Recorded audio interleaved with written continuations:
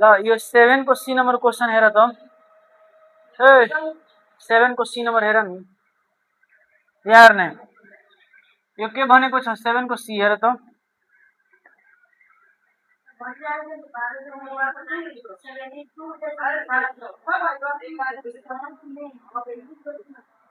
7 को सी के भनिरहेछ नि कि 1200 man 1200 man have enough food for 72 days.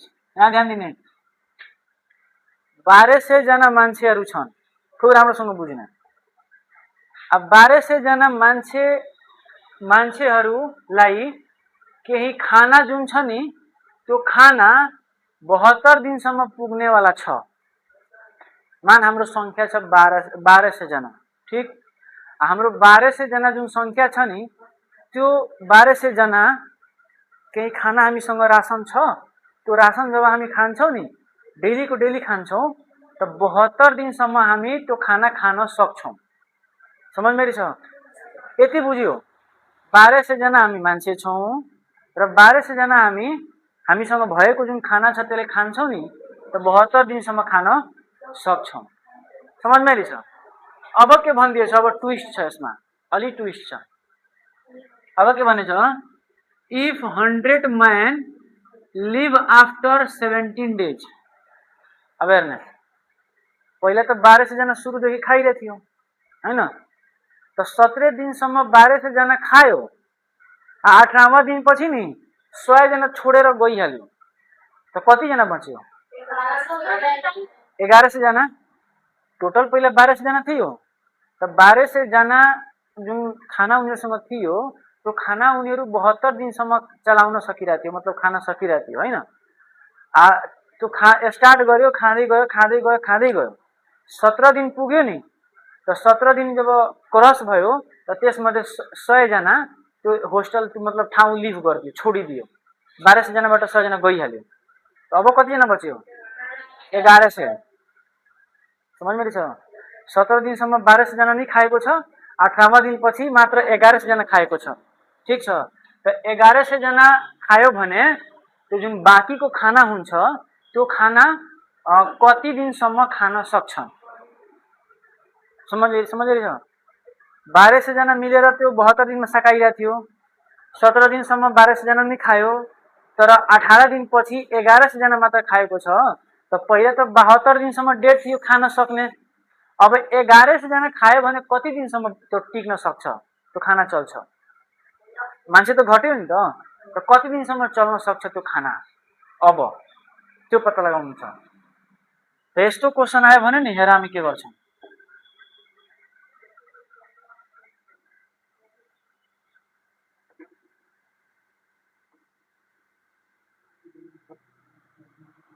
हेर 7 को सी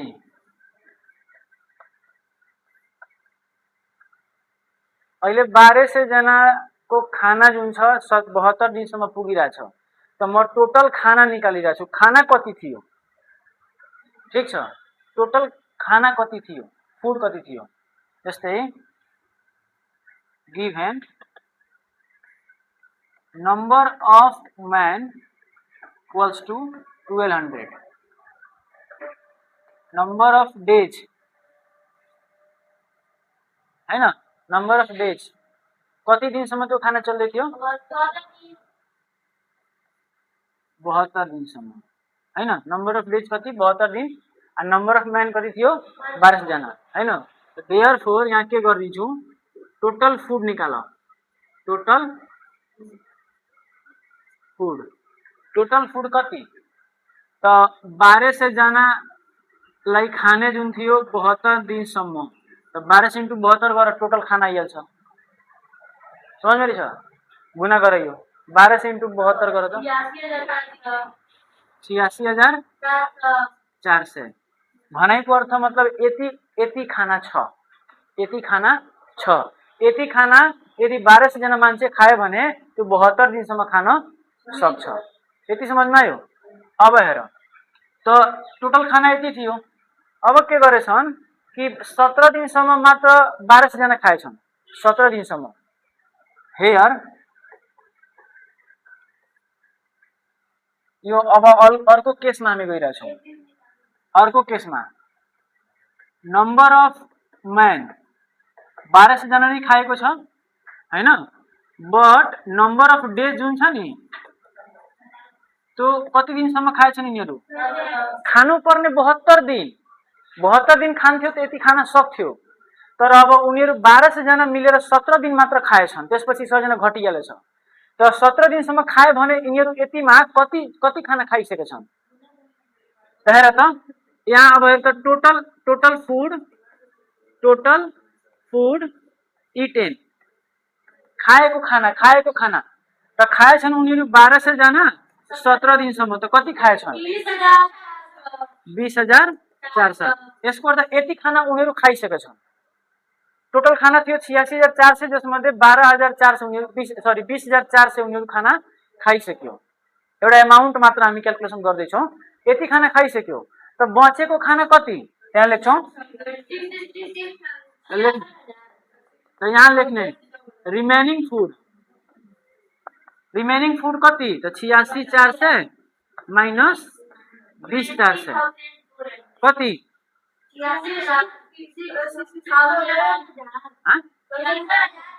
66,000। ल त्यसो भए 66,000 खाना अहिले बाँकी छ। त यो 66,000 खाना कति जनाले खानु छ? मात्र 1100 जनाले खानु छ। 1100 जना हैन। यहाँ लेख्छौँ नाउ टोटल अहिले फुड अहिले बाँकी यति छ नि, खानु छ अब कति? When 100 men left,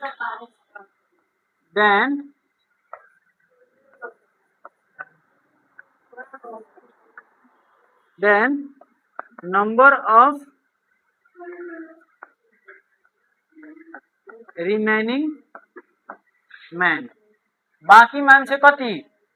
1200 माइनस 100 कति? 1100। बाँकी मान्छे 1100 छन् हैन। त देयरफोर बाँकी मान्छे यति, बाँकी खाना यति, त टोटल डेज निकाल्नु छ हामीले, हो कि हैन? त therefore total days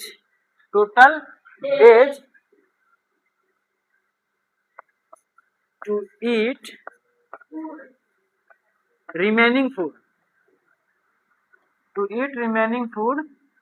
by 1100 man is equal to, ये समझ में रहेछ? Total days to eat remaining food by 1100 man equals to, अब 1100 जनालाई खानको लागि कति दिन लाग्छ? हेर त टोटल खाना कति? 66,000 हैन। खानु छ कति जनालाई? 1100 जनालाई खानु छ। समझ में रहेछ नि? त यो पुरै खाना 66,000 खाना जुन छ त्यो 1100 जनाले त मिलेर सकाउनु छ नि, यिनीहरूले त सकाउँछ नि। त सकाउँछ भने यिनीहरूको नम्बरबाट डिभाइड गरिदेऊ, किनभने 1100 जनामा 66,000 जुन फुड छ त्यसले बाँड्दिनु छ, डिभाइड गरिदिनु छ। सम्झिरहेछ? त्यो यिनीहरू डिभाइड जब गरिदियो उनीहरू खाइहाल्छ त सकिहाल्यो। त कति दिन लाग्छ? कति? 60। यसको अर्थ 66,000 जुन बचेको खाना हुन्छ त्यसले 1100 जनालाई सकाउनको लागि 60 दिन टाइम लाग्छ। समझमा क्या हैन? ल भइहाल्यो एन्सर। हामी यहाँ लास्टमा ल्याङ्ग्वेज लेखिदिएछौँ, भइहाल्छ। समझमा क्या हैन? कहाँ बुझेन भन? पहिला के गर्यौं? टोटल मान्छेले 72 दिनमा केही खाना सकाइरहेको थियो हैन, त टोटल खाना निकालिदियौं हैन, टोटल खाना निकालिदियौं। त्यसपछि 1200 जना मात्र 17 दिनसम्म खाएछन्, त्यसपछि छोडिदिएछन्, 100 जना छोडिदिएछन्। त 17 दिनसम्म 1200 जना मिलेर खायो भने कति खाना सकाइदियो? त यति खाना सकाइदियो, 20,400 खाना सकाइदियो हैन। त बचेको खाना छ, त्यो बचेको खाना अब कति जनालाई खानु छ? अब मात्र 1100 जनालाई खानु छ। कति जनालाई? 1100। त बचेको खाना कति छ? 66,000। अब मान्छे बचेको कति छ? 11,000 सरी 1100, हो कि न? त अब यिनीहरूले यो 66,000 खाना 11 जनामा बाँडिदिनुहुन्छ सबजना मिलेर खाइहाल्छ त हाम्रो खान्छ उनीहरू खान्छ त खान्छ भने कति दिनसम्म तिनीहरू खाँदै रहिहाल्छ 60 दिनसम्म उनीहरू 66,000 को एमाउन्टको खाना आरामले 11 जना मिलेर सकाइदिन्छ समझमा आयो क्या बुझ्यो को बुझ्यो छैन म सर